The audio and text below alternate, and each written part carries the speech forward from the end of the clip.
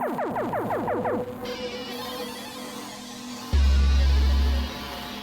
not attempt to adjust your programming. You are now listening to B-Movies and Beyond.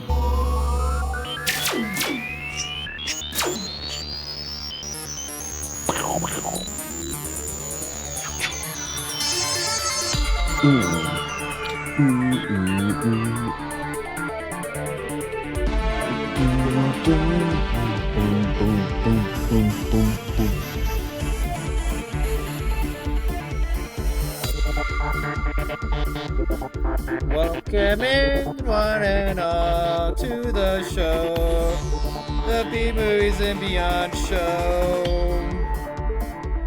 It is episode 379.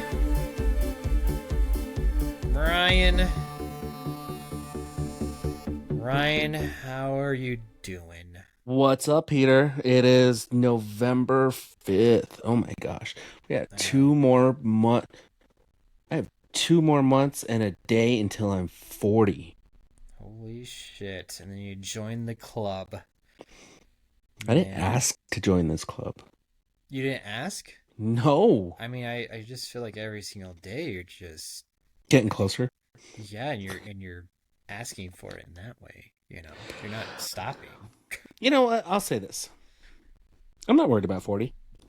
That's not bad. Honestly, like, I've learned a lot in my 20s, and I've learned a lot in my 30s, and I've learned things I should do and things I shouldn't do. I feel like 40s are a perfect time to just fine-tune it all. Yeah, exactly, dude. It's...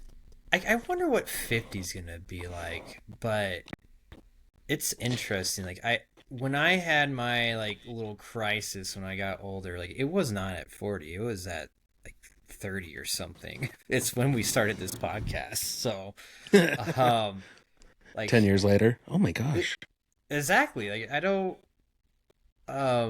it's kind of weird how, like, that was the time. Like, I was much younger. Right now, I'm like, dude, I'm just cruising, man. Mm-hmm. Nothing to worry about. Like you said, you're just fine-tuning things. Yeah. You know? Like, I realized, I didn't really screw up in my 20s. I just kind of lived the way I was supposed to. And then my 30s, I tried a couple things out. You know, I tested some waters. And, you know, I went a little too deep in certain things. And then I was like, all right, fine. Gonna just know how deep I can go, you know? Yeah, there you go. And I can course correct, and it's all good.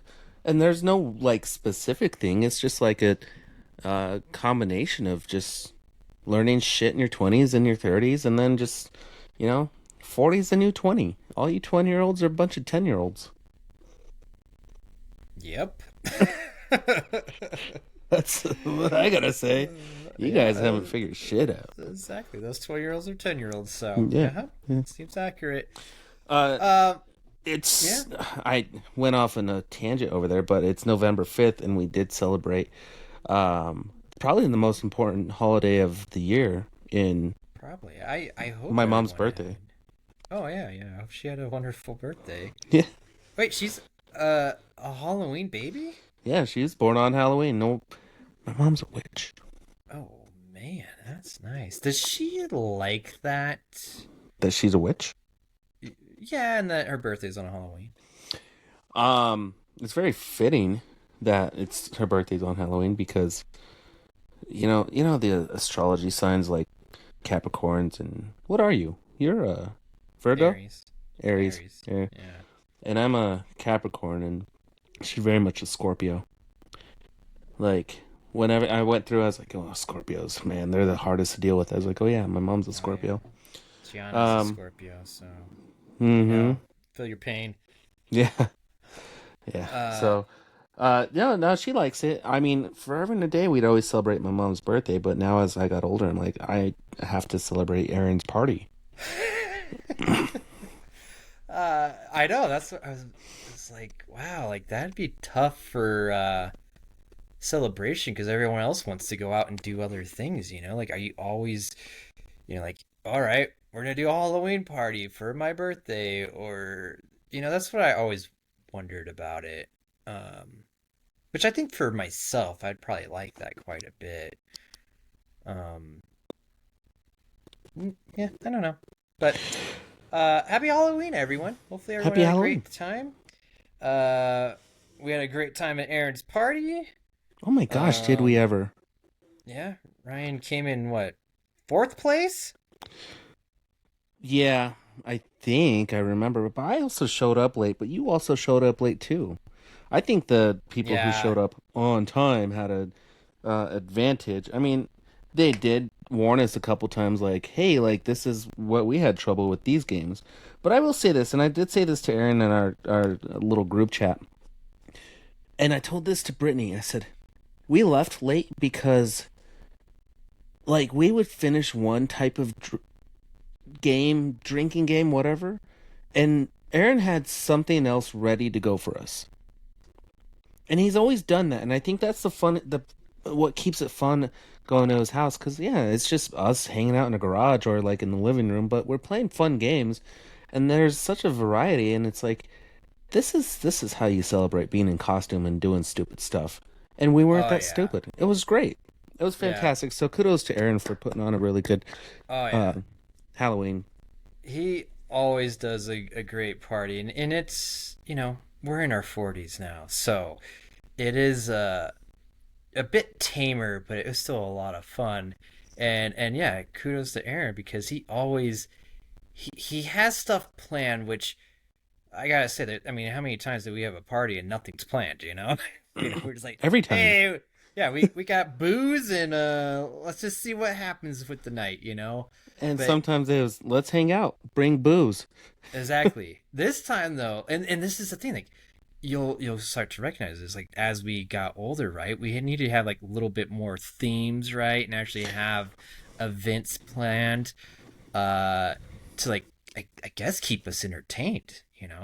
Mm-hmm. So Aaron did a great job with these, I don't know what you would call it, like it was almost like this weird Halloween Olympics thing where we had to do all these different like minute to win it challenges, which were just a lot of fun.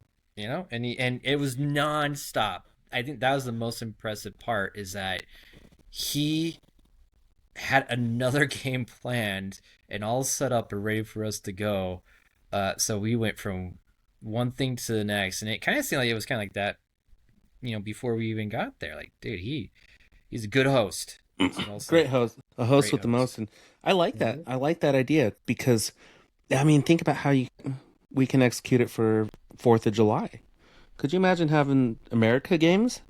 Oh, that's a good idea. New Year's Eve games. Yeah, I need to invest more time into our party planning. I'm not. I guess I'm not quite there. I'm like, That's just a what our lot of. 40s are for, dude. See, I guess. another fine tuning I of guess. life. Did you do any trick or treating with the kiddo? Peter. Unfortunately, no, I don't want to say unfortunately. No, unfortunately, I didn't do a lot of Halloween stuff. I was a little sick, and then I got Brittany sick. The kiddo, she did not get sick, so she did go trick or treating.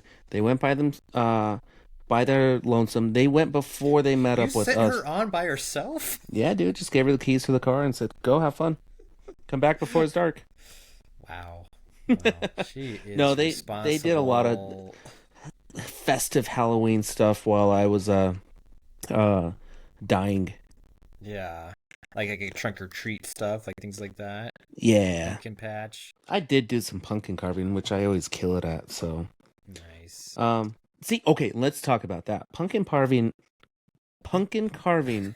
is not a fun party thing. Here's why. And this is why. Okay. People spend too much time trying to decide what they want to carve, and there's always one person dedicated to getting the pumpkins ready. They never get the so like it's not like organized where you can do pumpkins all like unless they're all ready to go, but that kind of takes the fun out of it. And then you get the one person like, I don't know what to carve. I don't know what to carve, and they sit there forever and they're sitting there thinking, and you're like, dude, just fucking carve something. You don't have to overthink this. It's just a pumpkin. Yeah, I agree. Dude, I haven't actually pumpkin carved in like a while. Uh I think with the smaller kids, right? Like what they try to do, what we try to have them do is like paint, which that Mm-hmm. doesn't even work out that well. A little bit easier, right? You don't have to cut open the pumpkin, you don't have to scoop out all the shit, and they just away they go. No sharp objects for them. Um, and they, they enjoy that. Like I don't. I think one time we did it, and I just painted my pumpkin orange. It just kept the same color. You painted the pumpkin orange. I made it more orangey. Pumpkins are orange. Yeah, that's what I did. Hmm. Well, you know what? Actually, I think we bought special pumpkins that were like albino pumpkins that were white, so I made the white pumpkin orange. See? So that's what I did. I made like a typical jack-o'-lantern Out of painted, a white but pumpkin. yeah, which by the way, I had to spend extra on at the pumpkin patch. Like those white ones are more expensive. I thought they were defective, so I get them for a discount, but I was wrong. They're special, dude. Yeah, They're special, and they're smaller. They're typically smaller. yeah, are they? Yeah, I guess it was kind of smaller. You live up in a farmland. Why don't you have your own pumpkin patch and then just put them in square pumpkin containers so they create cool pumpkin square faces? Just because I live up by some farmlands doesn't mean I'm on a farm. I can't just go and take like this is my farm now. This is my farmland. Why not? That sounds like legit. No, that's not legit. That's stealing, I guess. Peter, were you satisfied with your Halloween costume? Me, it was comfy. I was Ed Gein. Mm-hmm. It was pretty simple. The one thing I wanted to do, so I brought a old lady mask that I wanted to like randomly put on, and I just kind of forgot about it. Mm-hmm.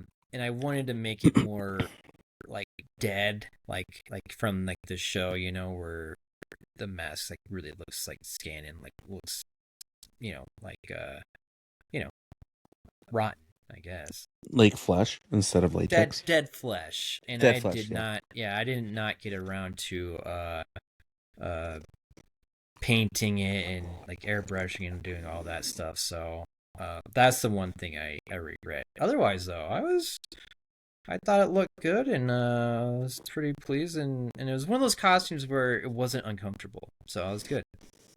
Why? Just nobody ever asked the follow-up question if you really like your costume. Like, I really enjoyed our costume, and here's why. You and Britt? Yeah, Britt, she was a Selena. She was a fantastic Selena. Mm-hmm. And I was her boyfriend, Chris Perez.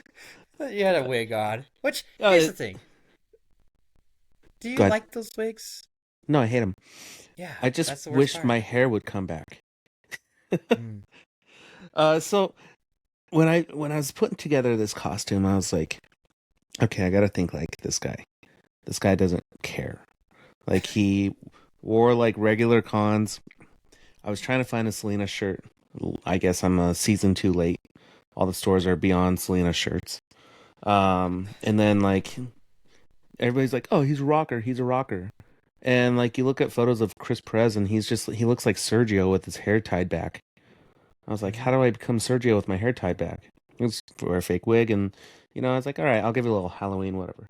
What made it the best was when I was leaving at my parents' house. I was like, my mom was like, Brian, you don't look like him, and I was like, Mom, it don't matter, It's about her. It's about Selena. Like she's the focus of the costume. Like we're the costume. And then Danny just nonchalantly, she goes, their costume's great. Ryan makes it. He's just standing there, and I know exactly what they are. He's Chris, and she's Selena. But Ryan's the one that makes it because he's just behind her, letting her be Selena. And I was like, yeah, Danny gets it, 100%. She got the theme of the costume. So kudos to Danny for nailing the actions of the costume as well. Like my lack of costume and lack of actions actually added towards Brittany's Selena costume. Yeah. And Danny got it. Absolutely. She's a big music person where I was just like, I don't know, who are you? Mm-hmm. So uh but it was great. This is why we love Halloween. Ryan, I saw Weapons. Getting over to movies. Holy Uh shit. I We're know. skipping. We're skipping over what? Oh, that's not your review. Never mind. Okay. No, no, no. This is not my review. I just wanted to bring up that I saw Weapons, and I just I think I was a little disappointed. Why? I was a, because everyone made it out to be this phenomenal movie, and I was so stoked to watch it, and I thought it didn't live up to the expectations. So I did not think this movie surpassed Barbarian in any way. Like Barbarian to me is the superior movie. And that's what I think I was going into, that this was going to be better than Barbarian, and it was not. Which I don't know. Did I ever ask you about that? Like, do you think Weapons is a better movie than Barbarian? Go back and listen to the episode, fans, because I don't remember. But thank you for asking that question. No, Barbarian was a far superior movie. It Here's why. Barbarian f- changed. Barbarian changed like it changed its tone so quickly that it threw you off guard. And I feel like Weapons tried to do it, but you always had this lingering backstory of what's her name? Pearl? No, not Pearl. Edna. Edna? Oh, you mean The Witch? Yeah. Uh, Ad, Ad, Agnes? Addie, Agnes, maybe. Um, Like yeah, Barbarian threw you into the shit right away and then turned into another shit movie. And by shit movie I mean like you were in some shit and then it like calmed down and then you were thrown right back into the shit. yeah. I I think that Barbarian had a better flow than Weapons. Oh, Um, Gladys. Gladys, dang it. Yeah, I know. And then I Yes, knew it I was started just with an pulling A that up. though. Yep. I knew there was an eight in it. How about that? Yeah. Um, I okay. Here's what I want to say about Weapons is that uh, I was disappointed because it was not better than Barbarian, and that's what I was kind of led to believe. And I think what happened with this was that because this had such a wide release compared to like what Barbarian had, like Barbarian was kind of like the surprise hit. Like this one, like everyone was expecting it, kind of, and Kind of like so a M. Night Shyamalan movie. yeah, and so everyone out to go see it. Yeah, it's good and everything, but for me waiting even longer, like I waited till it came out to HBO, watched it at home. I was just like, no, this didn't live up to the hype that I was expecting. Um, and the reasons behind that is because first off, I didn't enjoy how they told the story. I didn't like seeing all these different characters, even though like I guess the finale was there. Uh, but there's like certain people that I just did not care about. I felt like I did not need to watch their story. Like it didn't really add much to it. Like it could have been a quick little blip if they just told it in a linear way. And so that threw me out. I was expecting more thrills to be honest, and I don't think I it didn't have those thrills that I was waiting for. Yeah. Um and that's pretty much it. That's why it brought it down for me. Gladys though, I will say Gladys, I you talked about they're doing like a prequel or something with her. Yeah. 100% on board. I love that idea. I Okay. really do. I thought she was a great character. Um, I thought it was kind of weird. I don't know why she just kind of showed up in people's dreams. Really, there was. like no point to that. I think again that was like just something. It felt like it was forced into it to be like we gotta bring her into the story sooner and also create some type of like scare. And I don't feel like that was necessary. Also, some of the dream sequences, like especially with like Josh Brolin, where he goes to this house and like there's a machine gun over it. I don't feel like that had anything to do with anything. It was really odd to Okay. me. But the climax, I will say, actually, like when they got to the kid's story, loved it. I personally wished it just followed the kid the whole time. I thought the kid was fantastic. I loved his story and everything he had to go through, and I personally wanted more of that aspect of it. Um, and so that's how I feel about weapons. I just feel like I think anyone that has not seen it, bring down your expectations, lower than a barbarian. That's what I'm Yeah. saying. Okay. Don't use Barbarian as a basis to like this movie. Well, if you do, just bring it. Just know that it's not better than barbarian. I need to get that clip from Mad TV. Do you remember where they had that dating show and it was called Lowered Expectations? Oh yeah. And the theme song Lowered was like Lowered expectations. Expectations. We need that Yeah. for our podcast. I gotta find Oh that. yeah. Yeah. I'm glad you remember that. When I bring up Mad TV skits, people are like, "What? I don't remember that one." And I have to be like, "Stuart." Mad team. Oh yeah. I saw. I didn't personally see any Stewart costumes, but I saw them online a lot. And like, where can you even watch Mad TV? Is that streaming anywhere? Like even Oh, that's a Hulu? good beat. We've talked a lot about Halloween and whatnot. So let's get into our quick question, which I'm really excited about. This quick question, Ryan. Okay, is it Halloween related? Yes. What? How? Why? I have so many questions!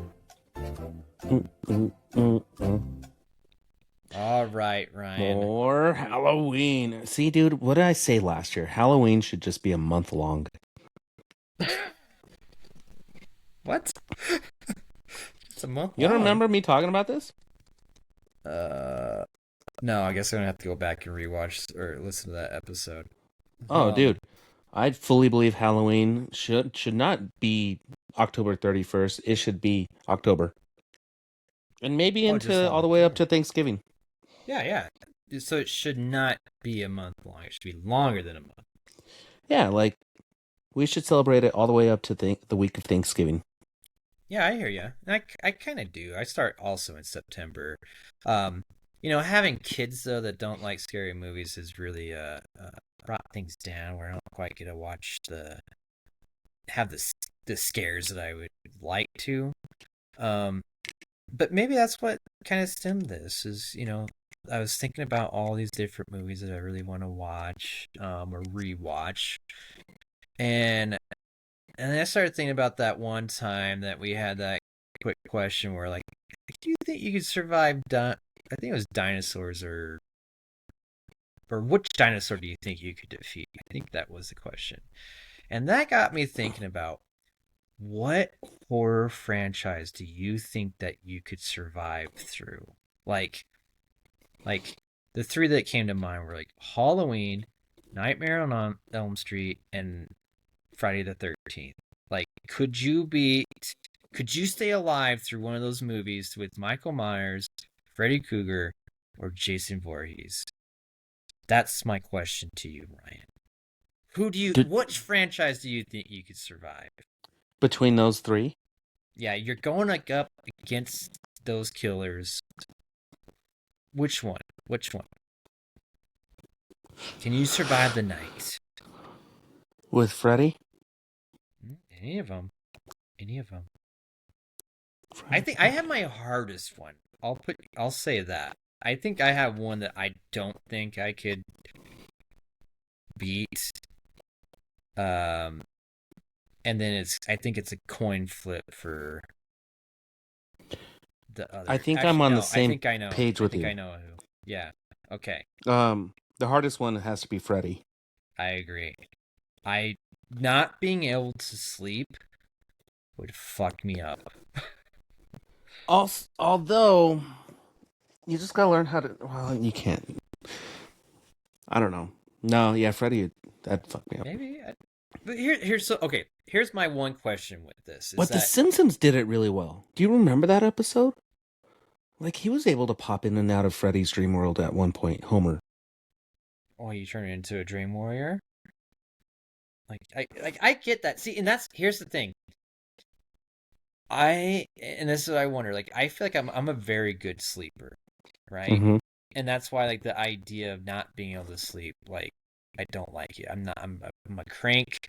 I'm just a grump when I don't get enough sleep, or I'm tired until I get to sleep. So that's why I didn't like that one, because I'm like, man, I'd just be awful, and I'd probably just like, whatever, I'm just gonna fall asleep.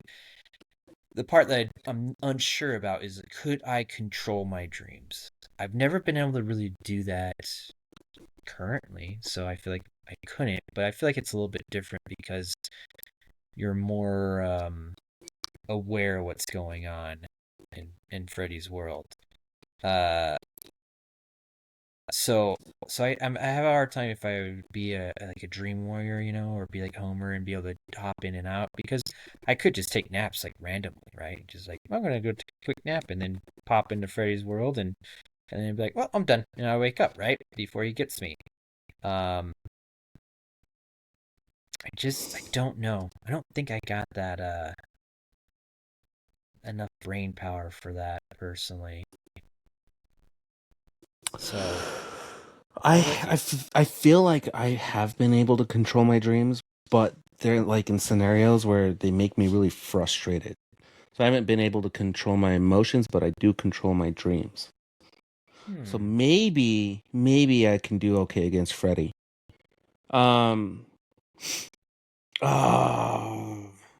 truly think I could take on Michael Myers over Jason. I am right there with you.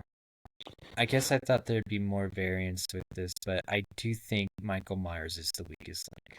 Yeah, because Jason like somehow has like survived living under a lake, and like Michael Myers can still get like, okay, here.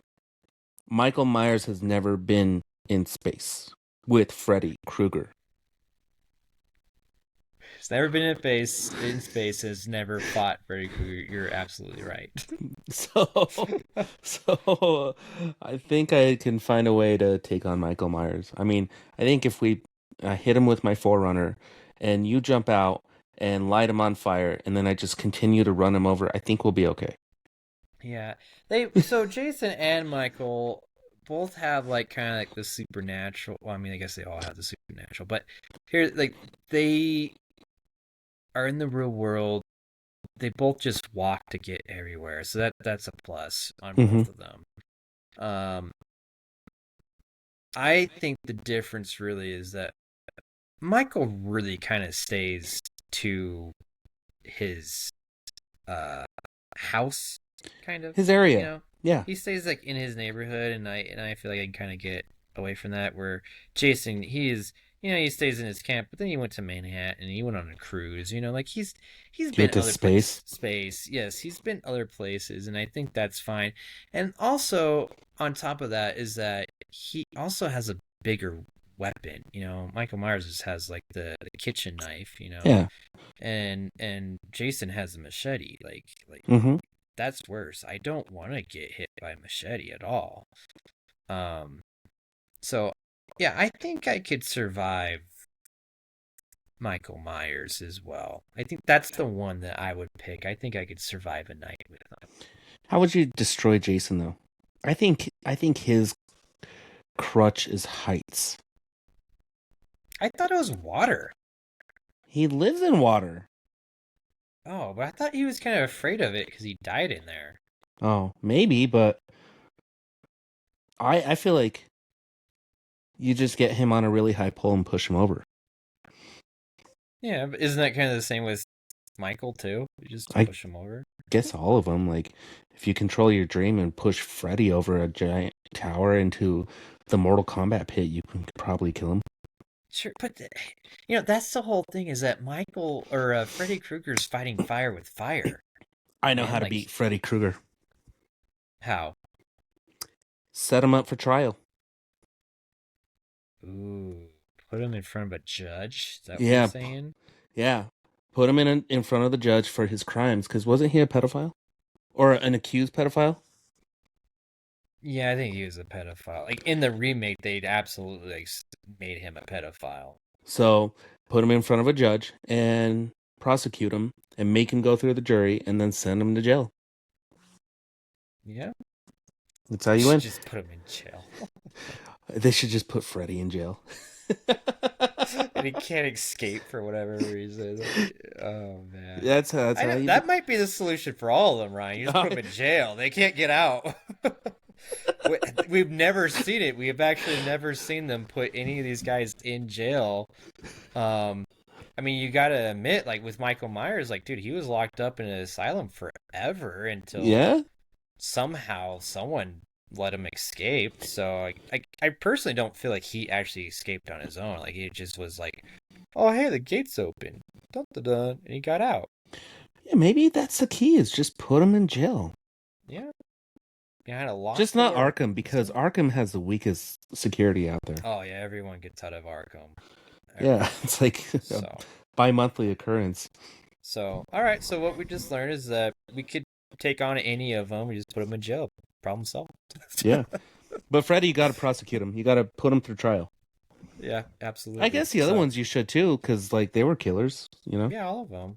I personally don't feel like Michael Myers or Jason are gonna do anything about being persecuted. They're just gonna try to kill everyone in the courtroom. So yeah. But I'm pretty sure once they're in jail, they're fine. They can't do anything. That'd be funny if there was a scary movie that was just like ended with all of them in jail. And that's it. We won, guys. We're safe. Just make sure they don't get out. Oh, yeah. And we won. And that's in this series. That'd be a lame of these series. That'd be such a lame ending. Oh, but yeah. Anyway. All right, Peter, we got some other movie stuff to talk about. Let's do it. Let's check it real quick. Oh my gosh. Why is everything so off? I'm ready. I don't know.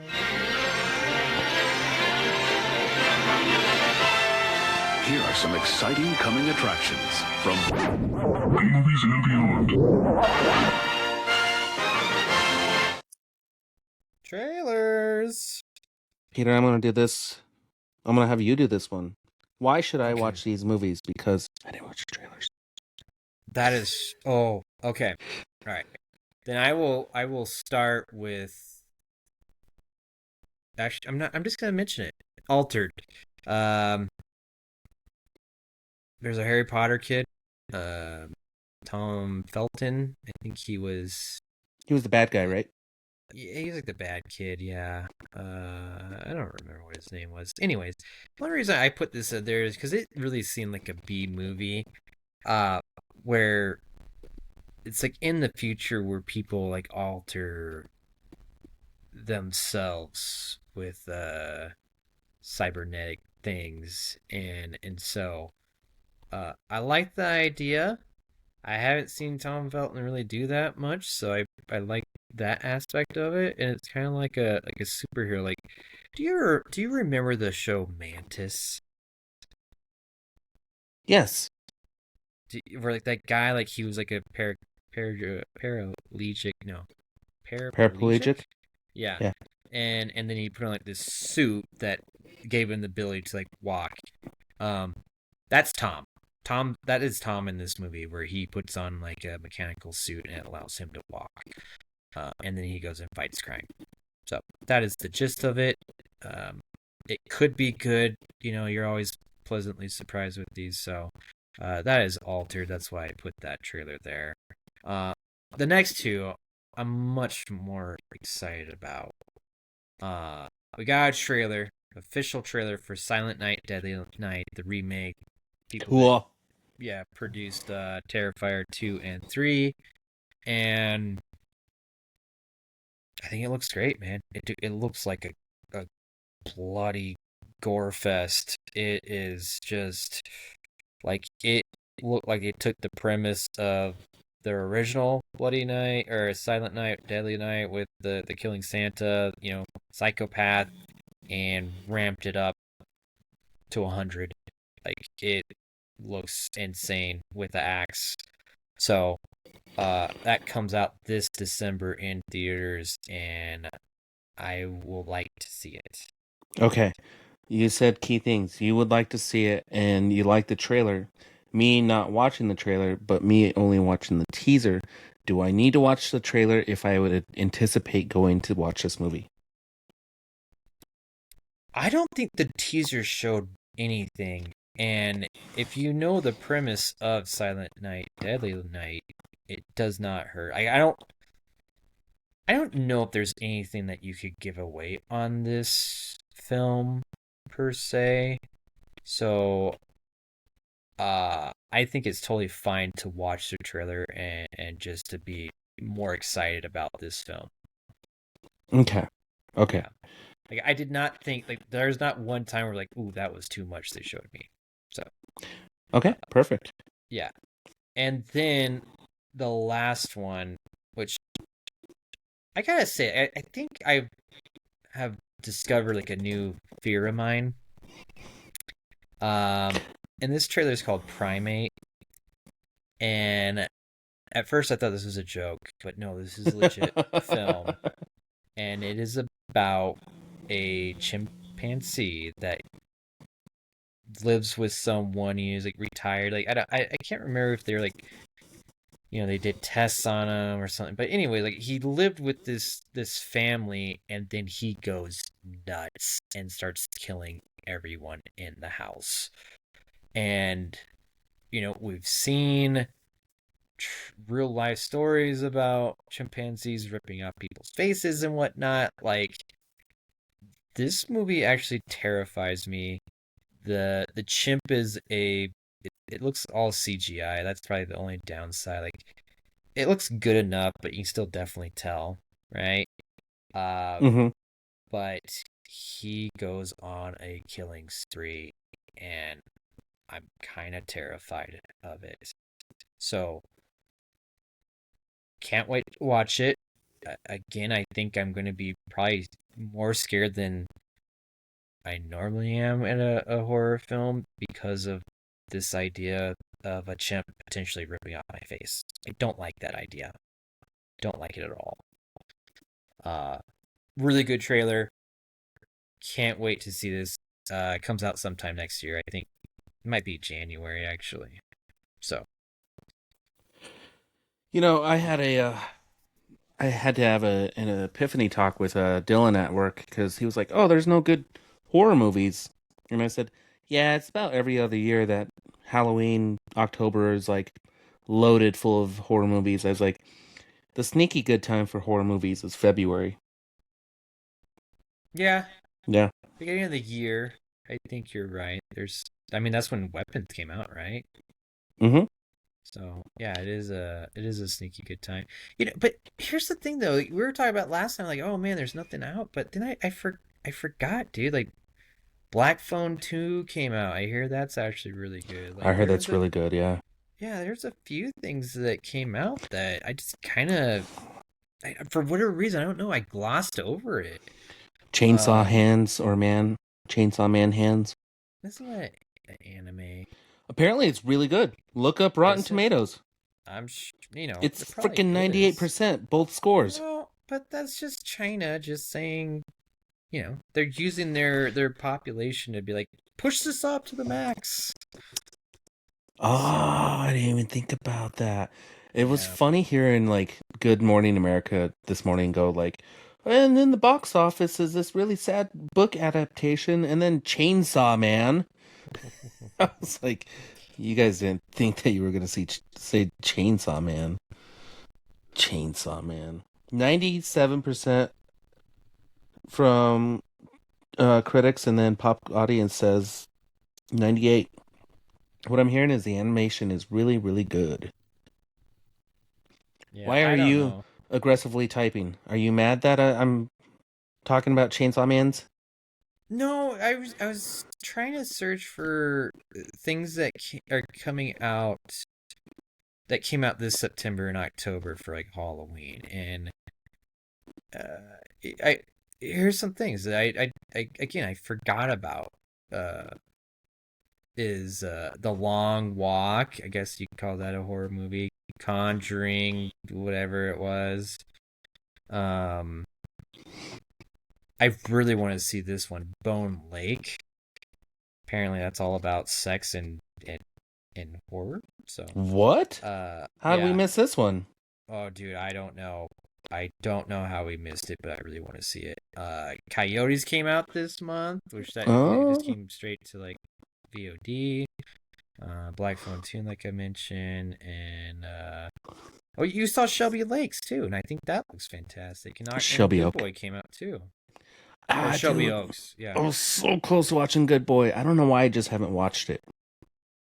You, you know why? I think it's because I want to have that moment to watch that movie with Jade, because I feel like that would be a good like paranormal intro to a movie for the little one. Because I don't want to give her anything too like crazy and scary. Because I heard Good Boy's just like a good movie with a dog, Nice. and the dog lives, and we all know it does. So it's like no surprise. Yeah, I like that. You'll have to let me know because maybe that's something I gotta watch with Gianna. So, Yeah, yeah. um, yeah, that's trailers. And in other news, Nuggets are up 122 to 112. Nice. I Go don't know what that means. Nuggets. Let's talk about some news. We got a lot of it. Kinda. It's quick though. Good. It's quick.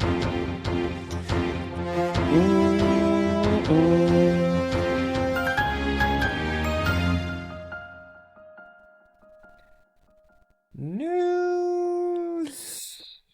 In today's news, we got a lot. Kind of. Some of these stuff will just blitz right through it, In and today's news, Chainsaw Man is awesome. that's right. I do want to mention this has just popped up, and I saw this on Facebook. But AMC is having a double feature of Ghostbusters 1 and 2 for the Christmas holiday, and that just solidified that when I said it was a Christmas movie, they're absolutely Christmas movies. So that's all I wanted to bring up right there. That was number one piece of news, and that's it. We don't need to go further into that. I was right. Who argued with you on that? I just felt like people didn't quite believe me that it was a Christmas movie because of that one scene that has Santa hats. But the fact of being a double feature, it's a Christmas movie. Yeah, 1 and 2 is. Yep. Absolutely. And if we can really dig into it, wouldn't Frozen Empire be 1 too? No, that was in the summer. Yeah, they yeah. hmm. Doesn't count. Okay, fair enough. What do you got, Ryan? My news is, despite Spider-Man 2, not getting DLC, Spider-Man 2 for PlayStation 5, not getting DLC, we are getting an amazing looking Wolverine game. I don't know if you've seen the trailer for that, but that Wolverine game looks fucking fun. But Marvel wants to continue working with Insomniac for video games, as they should, because they're great games. They've been putting out good stuff. Nice. Also, good news or bad news, Peter? Yes. Okay. Good news is you have till 2029 for the hype to die down. That's a long time for children to remember things, you know, like it's 2026, 7, 8, 9. That's 4 years. A lot can change for a child in 4 years. The bad news is K-Pop Demon Hunters has a sequel coming out in 2029. Okay, so the sequel is not slated until 2029. Correct. Holy crap, that's a long wait. Is that going to work? I don't know. Oh, man. That is dude, I was expecting like 2 years, but this is double that time to have a sequel. That seems kind of insane, but okay, I will say on the plus side is that kudos to them for not rushing it. Whoever put their foot down is like, hey, if you really want a good one, you gotta wait this long. So kudos to them. Uh, but I'm with you that yeah. Hopefully, I hope the hype dies down because I have listened to those songs day in and day out, and I feel like it's finally starting to kind of slow down just a little bit, and definitely by 2029, I'm sure it's gonna be gone. They'll be on to something else. Yeah, J-pop Demon Hunters. Yeah. So, all right. Well, I think that is good news for me. Yeah. So, In other good news, is this good news? Brendan Fraser and Rachel, what's her last name? Not McAdams. Rachel Wise. What's she look Yeah. like nowadays? She was starting to look a little old back then. They're coming back for the Mummy? Mummy 4. Huh. Yeah. Brendan Fraser's kind of having his renaissance. He's coming back, so that's kind of cool. But dude, when I heard this, I was like, I don't think this is necessary. Let the franchise die. Like they are doing with Star Trek 4. I forget what they call it, the universe, but the one that J.J. Abrams brought back, which I'm actually kind of disappointed because I really enjoyed those films. I liked those characters. I like what they did with the remakes, and apparently it's just not slated. Like Paramount's just focusing on like the TV shows and not movies. So, no Star Trek. I'll be honest with you. Star Trek is a TV show. Star Wars. Enjoy like the J.J. Abrams one and the one that Justin Lin did. I'm not saying that. I'm not saying that. Star Trek is good for it being a TV show. Star Wars is great for being a movie series. Sometimes I would argue that the original trilogy is fantastic, and then it hit its bumps in the road with the prequels, and then I would even somewhat of a bump in the road with the sequel trilogy.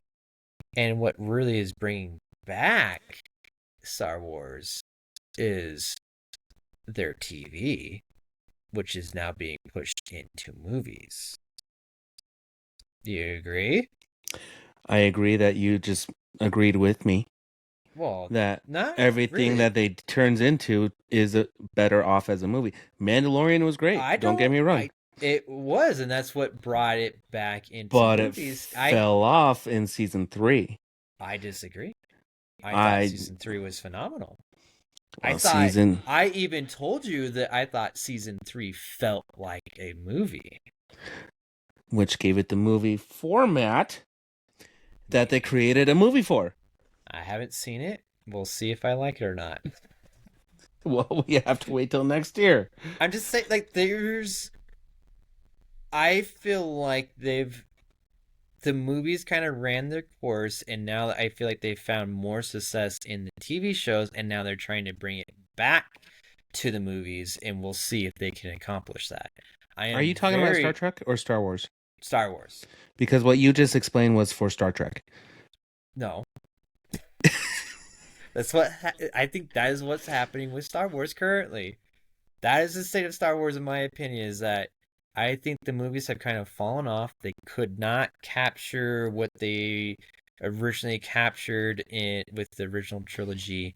There has been some hits along the way, but a lot have fallen flat. You got like Solo, very flat. I kind of go with the whole sequel trilogy is kind of flat in my opinion. Um, and then they pretty much scrapped everything they were gonna do, and now we're finally getting some new stuff in the movie universe. So we'll see if it can launch after that. Like I am pretty excited about the uh Mandalorian and Grogu, and also the Starfighter. Is that just what it's called? The one directed by Ethan Hunt. No, what? Sean Levy. Sean Levy. Levy. Down to the Levy. I'm Anyways, unaware with of Ryan this. Gosling. Ryan Gosling. Oh, you should have said the real name. How come this Sean Levy guy only works with Ryans? Because he knows what's. You should know better. Oh, that's what I gotta do Saturday. You got a Ryan meetup? Yeah. Oh shit. You want to go? I'm not a Ryan, sorry. You can be a Ryan supporter. You just have to wear a shirt that says "I love Ryan." Nice. What do you mean nice? That's serious. I'm agreeing. That is, but it's nice though. It's nice. It's cool. Do you want to go? I. You know what I think I'm gonna be doing on Saturday? Going to the Ryan Festival wearing an "I love Ryan" shirt. No, I was gonna go see Predator Badlands. Dude, I heard that's good. Wait, you're going to a Yeah. movie theater? I know, pretty crazy. Who are you That's the going with? plan. We'll see if it happens. I think Colby. Colby's been talking about it, so I'm like, we should go see it. Well, maybe you should open up the door and let me go, because we can get some Alamo tickets and then we can go to the movie theater there. Well, but you're doing a Ryan meetup. Unless Oh, the yeah. Ryan meetup is to go see Predator's Badlands. Let me see what time this Ryan meetup is. I'll figure it out after hours. All right, let me know. Dang, you kind of caught me in my own trap. All right, that's enough about Star Wars. All right, did you figure out the title? Yeah. Anyways, no, I didn't, because everything that you still explained was referencing Star Trek, not Star Wars. You're right on both accounts, but you're more right about Star Trek. Okay. No, that was your point. You're just agreeing with yourself. I didn't say anything about Star Trek. No, I'm you just saying you I just like actually the Star Trek movies. No, I like the Star Trek movies too, but it's better off as a TV series. Okay. Star Trek was about like thoughts and philosophy and shit, like not action movies. Yeah, Star but that's Trek... what J.J. Abrams did, and maybe that's why it's not working. Is because it's too much action. You know, maybe you're right, but for me personally, I enjoyed that. I liked having the more action-packed movies of it. I thought they're a lot of fun. So, but maybe the masses don't want that. So you might be probably right. Star Trek is doing extremely well on Paramount and in toys. Are they? The collector figure life for Star Trek, is like on point. They make a Playmobil set this freaking big, dude. Lego has a new SS Enterprise, like the model building people. Cool. Yeah, they're sick. So yeah, I think Star Trek is going to make its way back the way that Star Wars did initially, but Paramount's going to benefit from the streaming service. Here's the kicker. Whoever buys Warner Brothers is going to control all, and this is my thought process on this one. Whoever buys Warner Brothers basically gets the rights of James Gunn. Because he's coming with him with DC, right? Well, unless there's a thing about separating, which there was talks about that. But fair enough. Did you see, and this kind of actually is a good segue to other things, I heard that Netflix is in the running or big talks about buying Warner Brothers Discovery.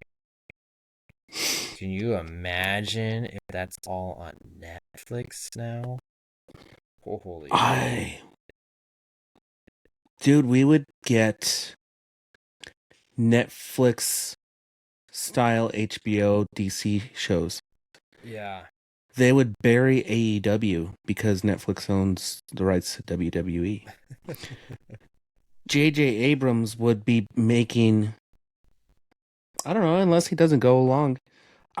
For some weird reason, either the Wait, DCU is. what's JJ's connected to Warner Bros. In what way? Did I say? I mean James Gunn. Why am I Oh, confusing the two? okay.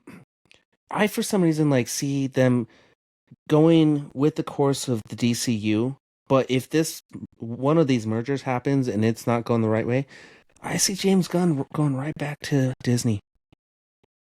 I do. I don't know why. I think. I mean, maybe. I think he'll go wherever he can make his movies.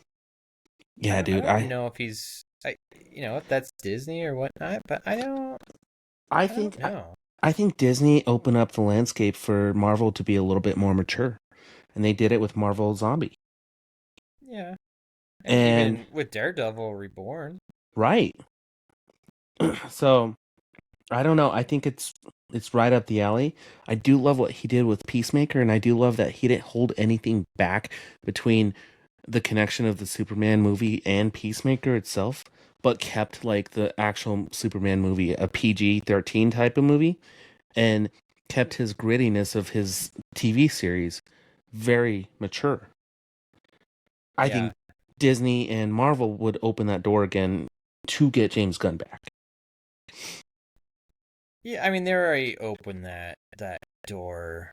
I could see a world where that can happen. Absolutely. I don't know what the project would be like. I don't think it would be like Guardians of the Galaxy or anything like. Oh, dude, could you imagine? What if James Gunn took over like the Punisher, like that kind of stuff? Like that would be. I think that'd be pretty exciting.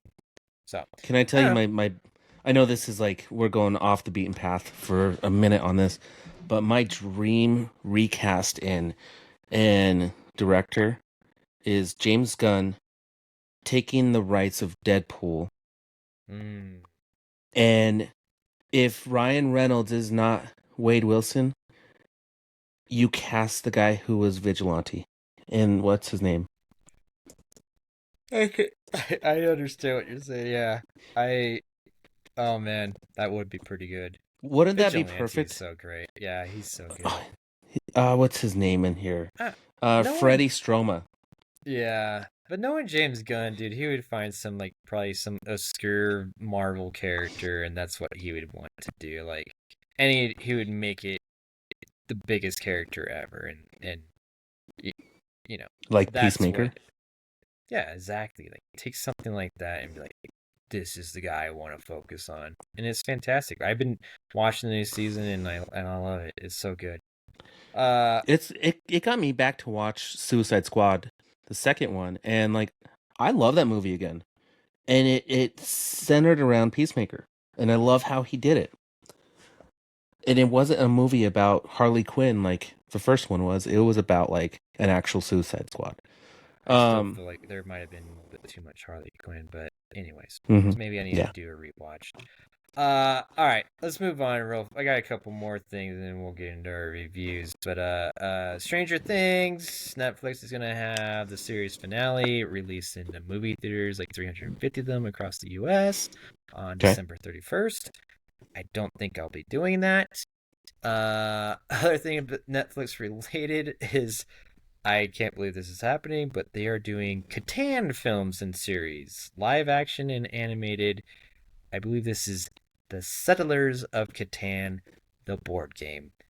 Not really sure what they're going to do with that. I don't know how these movies or franchises make stuff out of board games. Like, Clue is the only one that I say can work and does work, and everything after that, like Battleship, does not work. So we'll see. Dungeons and Dragons was perfect. Yeah, it got me there, but I was about to argue. I don't know if that's a board game. I mean, it's as much as a board game as Settlers of Catan is. No, like, dude, you actually have like a board. Like, Dungeons and Dragons is such an open world experience that, like, I disagree. Like, I almost put that as in the realm of like a World of Warcraft. You know, like you Are we gonna have have a demon versus ghost debate again? we just might. We'll have to save that. All I'm saying is like a legit like. I think there's a big difference between the board game Clue, the board game Battleship, Okay. compared to Dungeons and Dragons, and I think to me there's no surprise that the board game movies are not working very well. Like, do you remember like when board Battleship came out, dude? They had plans to do I think Monopoly, some other board games, dude. Who owns the rights to these board games? Like, whoever owned that, dude, It's like, Hasbro or something. I think so. Like, they just like sold off all these rights to be like, we want to make movies of these board games. Like, I just don't think it works. It doesn't work. I want you to think about this. Think about if there's a movie that's a board game, and if it works or not. It's not Dungeons and Dragons. Jumanji. That's a made-up board game. And Is it? Zathura. Yeah, it wasn't. The movie came first, and then they made a board game, which I never played, and I bet it's not as fun. So, name a movie where the board game came first, and then made a movie.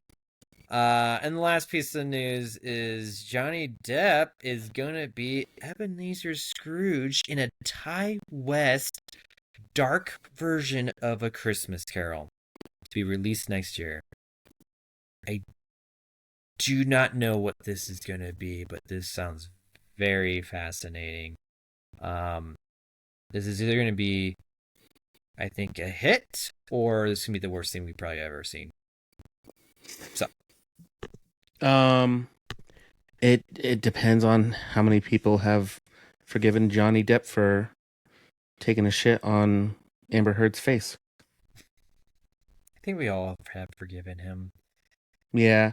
It's crazy that like the world like universally was like, yeah, that bitch is crazy. If she's crazy enough to like upset Johnny Depp, who's also crazy, she's pretty crazy. Dude, wasn't she the one that took a shit on the bed? Corrected. You corrected me on that one. Yeah. So if she's crazy enough to do that, she's crazy. Nuts. Yeah. So Peter, Man. what did you say Jumanji was? I said it was a movie before a board game. It is a book about a board game that was incorporated into a movie. Came out in 1981, and I'm judging a book by its cover, but I remember reading Jumanji as a kid, and I remember the picture book. It was a very vivid, like it did a really good job, like showing like the animals in the real world settings. Oh, I did not know this. So, okay, it's a book that made up a game? It's a book about a made-up board game that comes to life. All right, so I'm You were right. Correct. You are right. Demons are ghosts. Yep, absolutely. We can move on now. That is settled. I kind of want this book. I had no idea it was a book. It was a picture book? Like, this is a kid's book before anything else? Yeah. I'm not going to lie. I think I have this still. Holy crap. And Zathura was as well. It's probably done by the same person, huh? Yeah, Chris Van Allsburg. Yeah, Chris. Something new today. Damn. Oh, he's made all kinds of cool movies.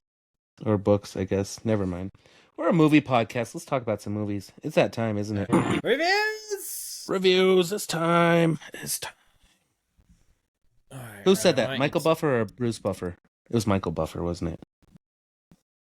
Yes, sure. Um, Or no, it was Bruce Buffer. they're Do you know what I'm brothers. referencing? Wrestling. UFC fights and Oh. boxing. uh, why don't you pivot to your movie? Okay. How much do you want me to tell you? Uh, personally, not a lot. I want to see this movie still. So, I guess enough to. I mean, if you didn't like it, I guess I want to know that to lower my expectations. Um, I want the honest truth, but don't give it away. Let's put it Okay. that way. I watched Together with David Franco and Alison Brie, real life couple. The movie is about this couple that merges together. You get that from the trailer, so I'm not spoiling anything. Mm-hmm. And what I liked about Together is it's deeper than that, because there's sometimes you get a movie like this where like the premise is so off-putting and so grotesque, you're like, how did they do this? But the story behind it, the subplots, the characters, and the setting really enhance the act of them merging. Movie starts off, shows two dogs going to this cave. You get a reference of this cave in the trailer. That they drink this water in the cave. And I'm not spoiling anything. Like I said, if you just simply watch a trailer, a quick review, it's gonna tell you like that's what happens. But these dogs start kind of going crazy and getting closer and like looking at each other. And then the next time you see them, they're like this mongoloid thingy. And that's kind of last of the dogs, but it kind of sets up the tone for like, okay, we should be wary about this cave. Where the movie gets really deep is that it's this couple that's kind of like trying to bring their relationship together, move away from their friends, start anew, and finally grow up. And by that, Alison Brie's teacher and David Franco is a musician that's kind of not going anywhere. And so they make the move, they make the plunge. You'll get that pun later on. And then you start noticing about this town and their living situation, and then you kind of start seeing like a couple breaks in their relationship caused by past traumas that you wonder how they're going to develop throughout the movie. But it does a really good job just kind of getting to that point, and every little buildup that there is has a meaning behind it. So there's not anything that's left undone. Like everything kind of has a reason behind it. You get to the cave. They're walking on a hike. They're exploring their town. They fall in there, and then they're kind of connecting and bonding, figuratively.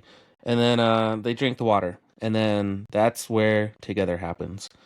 That's where the rest of the movie kind of happens with the trailer, and that's where you're going to start to see how these people in the town connect with them, how they're connecting with each other, and why their bodies need to connect. I think that's where I want to leave the subplot, because if I go any little bit, or the plot, if I go any deeper into it, it starts giving away a lot more. The number one question I've had asked to me after watching this movie was, how were the scenes? How were the scenes of them, their body parts merging together? They did it in a way where they left a lot to the imagination. Okay, I just want to say real fast, that is not the first thing that came to mind that I would ask. What's the first thing that came to your mind? I wanted to know if it was actually scary. It wasn't scary. Okay. There was a couple jump scares, but it wasn't scary at all. Yeah. Like, so, with you describing it, it is definitely something different than what I think I gathered from the trailer.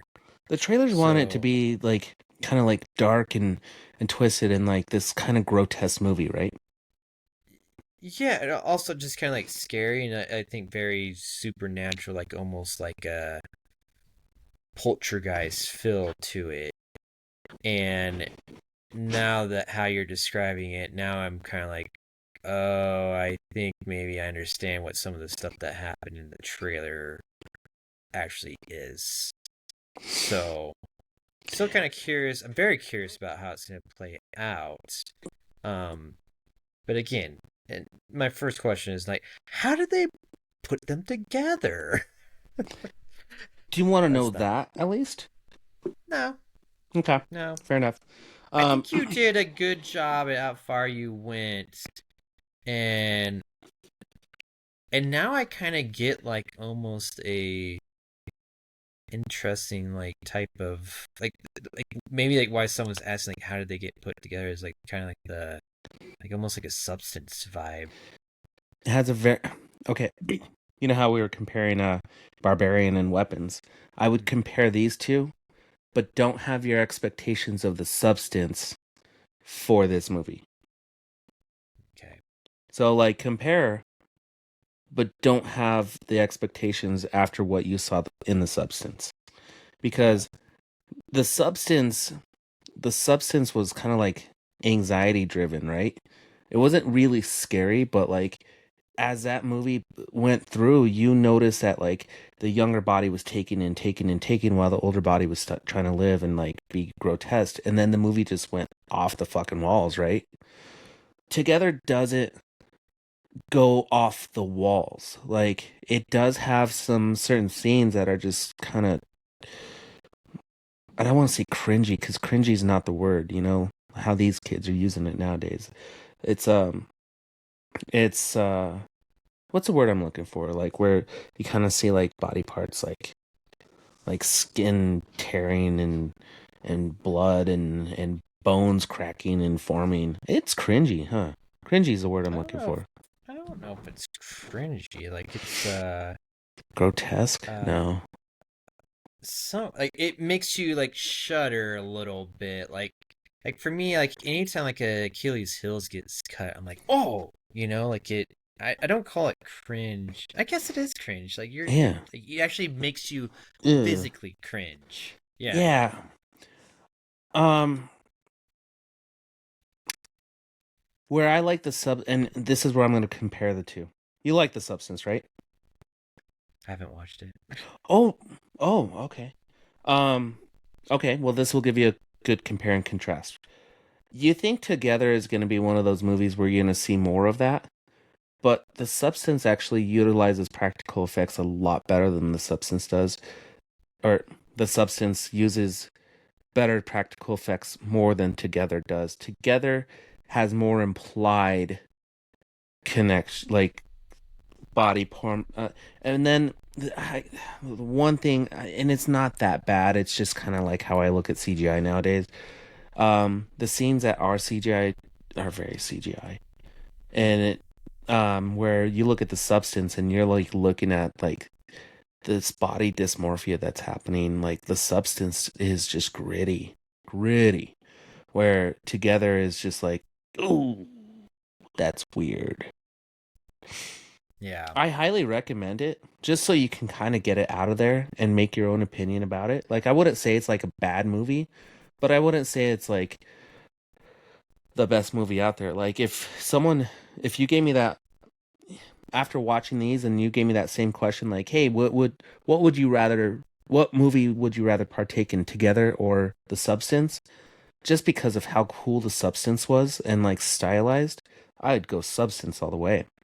Together just kind of had this eerie tone where Substance was like, it was like a drug trip. It was crazy. Together's Together is a good movie. David Franco is just creepy looking all on his own. It was funny because I was watching this at home and I paused it. And I paused it on one of his facial expressions. And I was like, this man actually really looks like this. That's weird. That's weird. Yes. And then, the other teacher that Alison Brie works with, he's also a goofy looking guy. When you watch this movie, pay attention to him, okay? Okay. This one is on streaming. I can't tell you where. Is it? I think so. You gotta pay for it, man. Really? I think you got it on Amazon Prime or something. Oh, yeah. I only see it to purchase. Probably or coming out to rent. streaming soon. Probably. Most likely. So. Yeah, they're saying it's... was it worth your probably coming rental or whatever you did? Mm-hmm. It was worth my time. Yeah. Okay. Yeah. But money. Yeah, I saw it at home. So, like... I would have seen this in the theater. Had it had a longer run in the theater.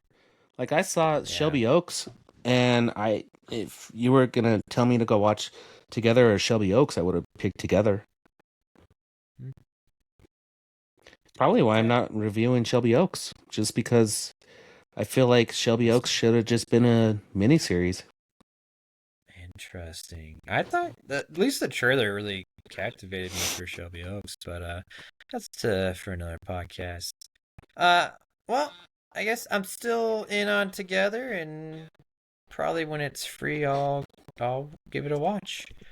I'll tell you this, I'm not going to tell you anymore because I want you to actually go watch this movie. And like, this is one I don't want to Yeah. I'm in. Okay. Be in. Spoiled it. Like Flynn. You haven't. No, yeah. I'm not gonna. I watched Hell of a Summer. You might have remembered this trailer. We talked about it earlier this year, but this is by Billy Burke and Finn Wolfhard. And Finn Wolfhard, you all know from Stranger Things, who is Mike, right? And he's also in Ghostbusters, Afterlife, and Frozen Empire. They wrote and directed this and starred in it. I really don't know Billy Burke. What is he from? He is from things I don't really know. I guess he was in Friendship, but I haven't seen that yet. So he was in Saturday Night.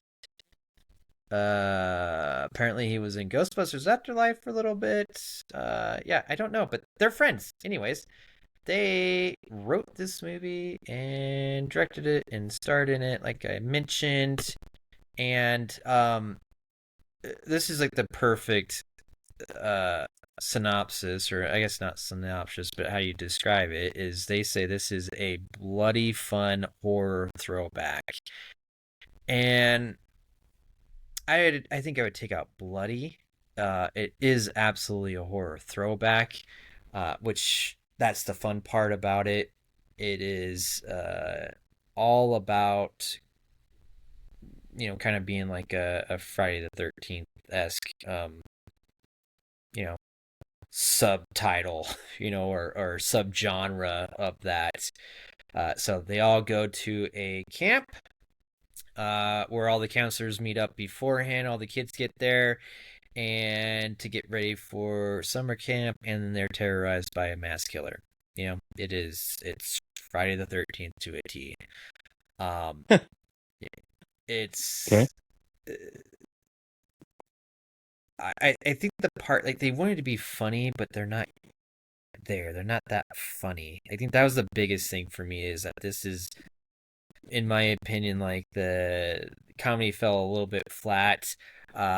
I will say I really enjoyed the performance and just the I guess the funniness of this one guy. holy shit, is this the same guy? Who's the guy that played Vigilante?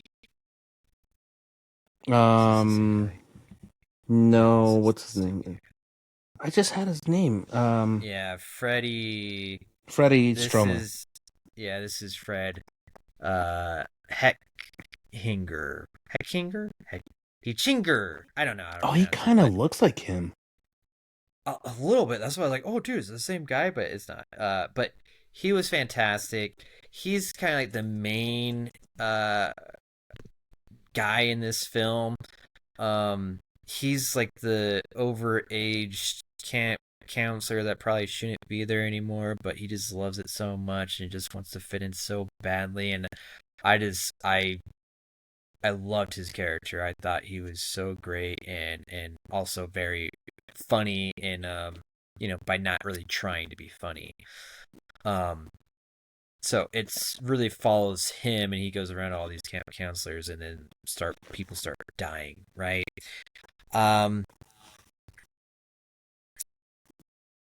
Again, the jokes I felt like kind of fell flat. You can tell like this is very much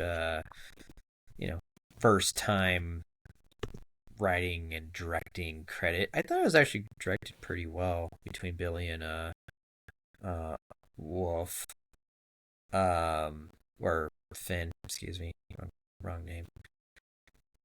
And I'm trying to think if they wrote anything. Nope, only one writer credit, so this is it. So, I mean, for inaugural everything, I thought they did a fantastic job. I think they could do even better with more practice, especially on the writing side. I just thought they were a little bit too. They thought they were funny, and they're actually funny. A little bit too tongue in cheek with all of it. The twists. You know what? Actually, I like the twist. I will say that I like the twist.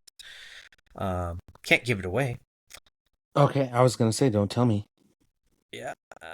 The twist was actually pretty good, and I liked that. Was probably actually one of the funnier moments throughout. Billy Burke, I thought his character was fantastic. He plays like the kind of the weird, kind of jock guy that, he just can't understand. He doesn't understand why anyone would not find him beautiful. That was really funny. Finn Wolfhard, his character, I think that was the one that he had a couple laughs, but for the most part, he really did not do much, and I felt like they didn't fully finish his character arc, or it wasn't that great. And like I said, the blood, the actually horror aspect was not there. I wanted to see more gore, more blood and guts, and more kills in this film, and that was the part that I feel like it really lacked to be like a horror comedy. I feel like when you have that, the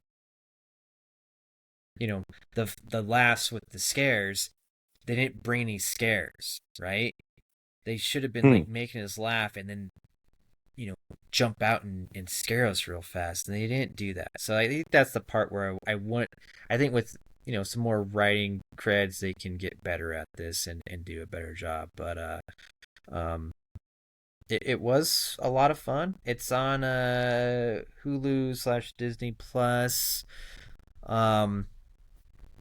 I will say this came out the same time Death of the Unicorn came out, and I'm so happy I saw Death of the Unicorn besides this movie, because I think I would have been pretty disappointed watching this in a movie theater compared to watching Death of the Unicorn.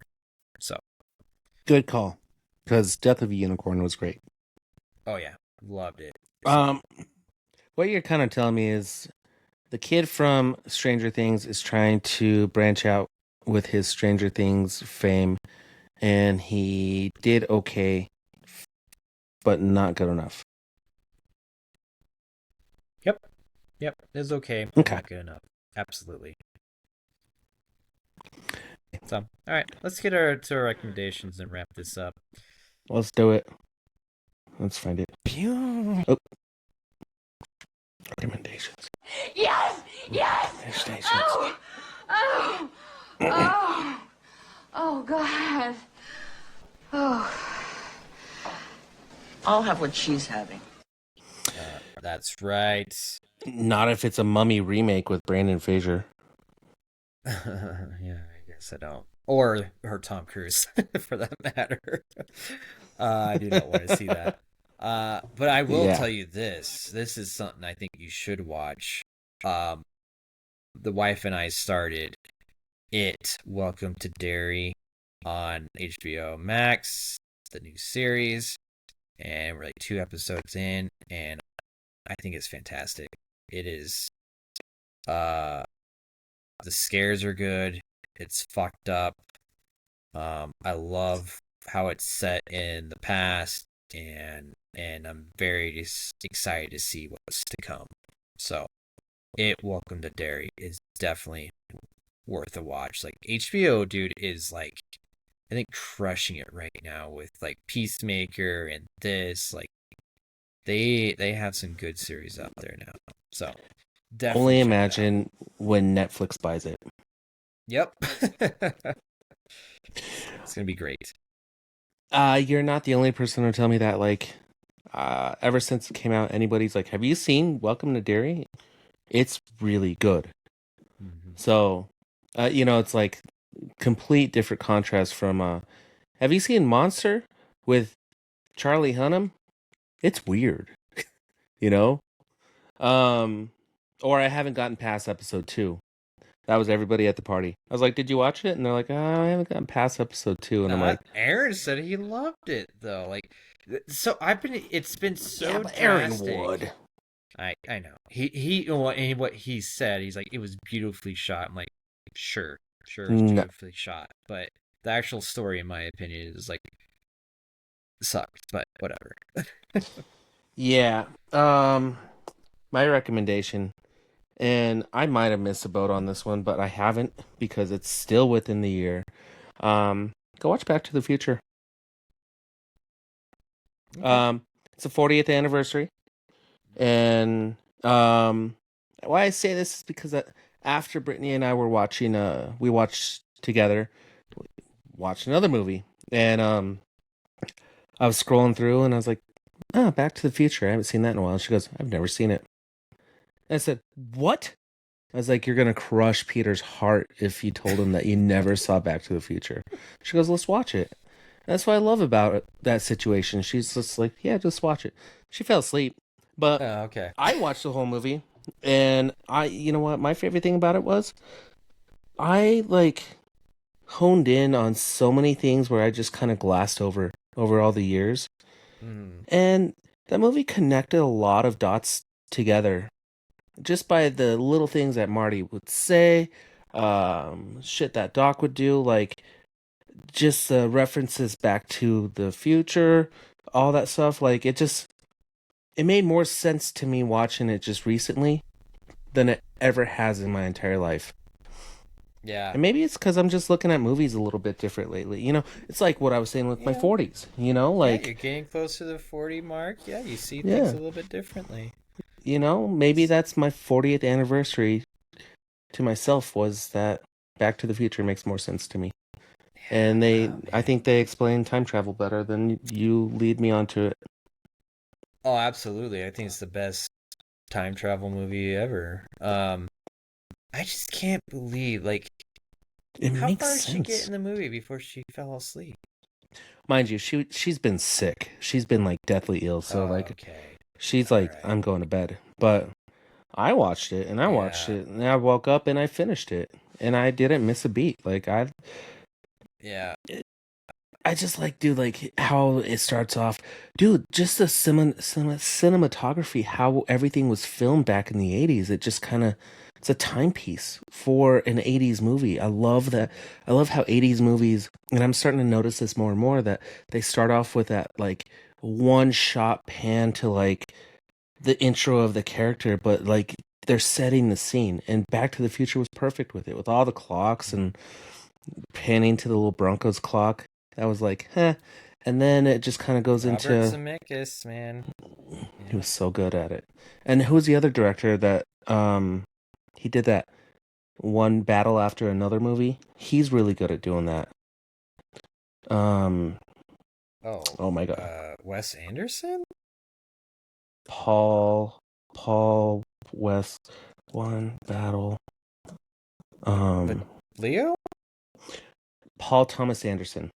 Paul Thomas, yeah. Yeah. And go back to Alamo. They helped me recognize that. Like, his scenes with Philip Seymour Hoffman most of them were like one-shot scenes, you know? And he did Boogie Nights. He did Magnolia, Mongolia. That sounds good. Punk Drug Love, There Will Be Blood. Like, his collection of movies just makes me want to go back and watch them. Did I review One Battle After Another? No, or did I just recommend it? I don't even think you recommended it. I can't remember, to be honest. But I think I kind of glassed over that one. Yeah. Actually, maybe you did talk about it. I thought you said like it was good, but it was maybe too long. So. Okay, I'll give you a compare and contrast on those. Shelby Oaks was good, too short. One Battle After Another was good, too long. Yeah. Okay. Shelby Oaks should have been a miniseries. So, and then Together was the right amount of time? Yeah, it was a good amount of time. Okay, that's why you reviewed it. Nice. Yeah. All right, buddy. Thank you for comparing that and telling us the right amount of time the movie should be. And... More than 90 minutes, less than 3 hours. Yep, absolutely. Holy shit, that's 3. Okay, so it's been fun. It's been real fun. It's been real fun. Oh yeah, that's it. One day we'll get it right. One day. Pew. You know that's my text tone for you, right? Oh, nice. I did not know that. So I if was you text waiting for me, the big gulps. we get that one. When Nate texts me, I get Power Rangers. But then when we leave, we get this. Hey, guys. Oh, big gulps, huh? All right. Well, see you later. See you later. See you later.